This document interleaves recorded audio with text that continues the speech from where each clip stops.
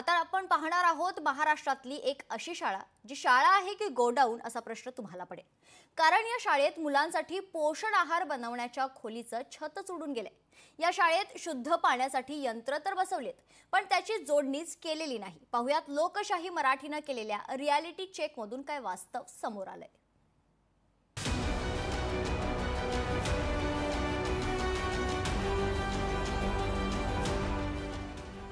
ही शाळा आहे की गोडाऊन?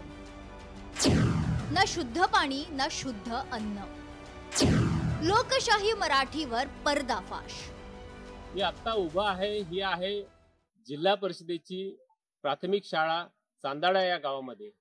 गडचिरोली पासून जेमतेम 7 ते 8 किलोमीटर वरती हे गाव आहे आणि नेमकी काय अवस्था आहे, इथल्या विद्यार्थ्यांना गणवेश मिळाला का, पाठ्यपुस्तकं मिळाली का, इथले शालेय पोषण आहार कसा आहे, त्याची अवस्था कशी आहे, या सर्व गोष्टीचा आपण आढावा घेऊया। चला तर जाऊया चांदाडा शाळेमध्ये। गडचिरोली जिल्ह्यातल्या चांदाडा इथे असलेल्या या जिल्हा परिषदेच्या शाळेत 1ली ते 7वी पर्यंतचे वर्ग भरतात। पण सर्व वर्ग मिळून विद्यार्थी आहेत जेमतेम 49। या विद्यार्थ्यांना गणवेश आणि पाठ्यपुस्तकं तर मिळाली होती, मात्र पोषण आहारात गडबड होती। रोज हेच मिळते का तुम्हाला? काय काय मिळते?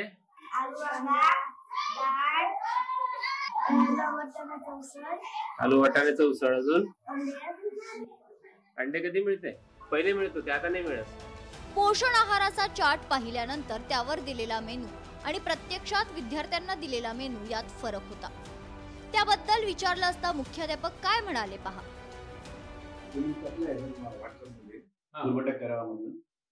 अच्छा,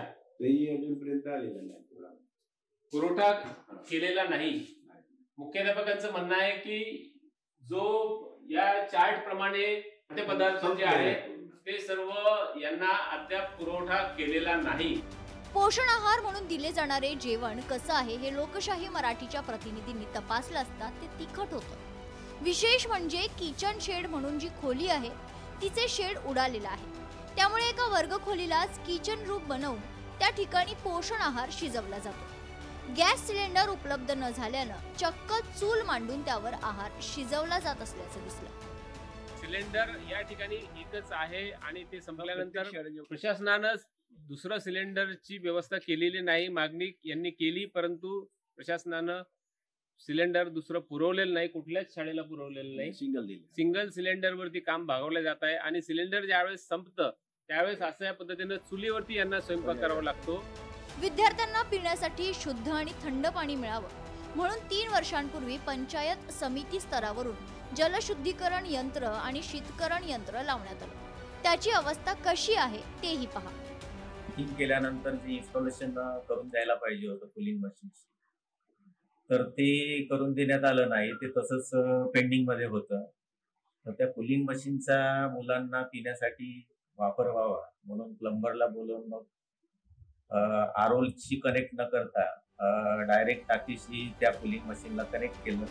यंत्रणेच्या दुर्लक्षितपणामुळे सरकारी पैशाची उधळपट्टी कशी होते याचं जिवंत उदाहरण म्हणजे ही शाळा आहे। वास्तविक शालेय सत्र सुरू होण्याआधी शाळांमधील भौतिक सुविधांची तपासणी होणं गरजेचं असतं, पण कागदी घोडे नाचवून सर्व काही आलबेल असल्याचं दाखवलं जातं।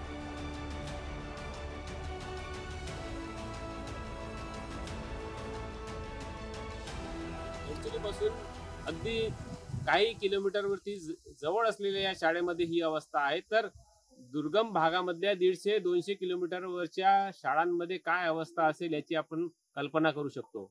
मनोज ताजने, लोकशाही मराठी, गडचिरोली। लोकशाही मराठी ऐका, पहा, जागरूक रहा।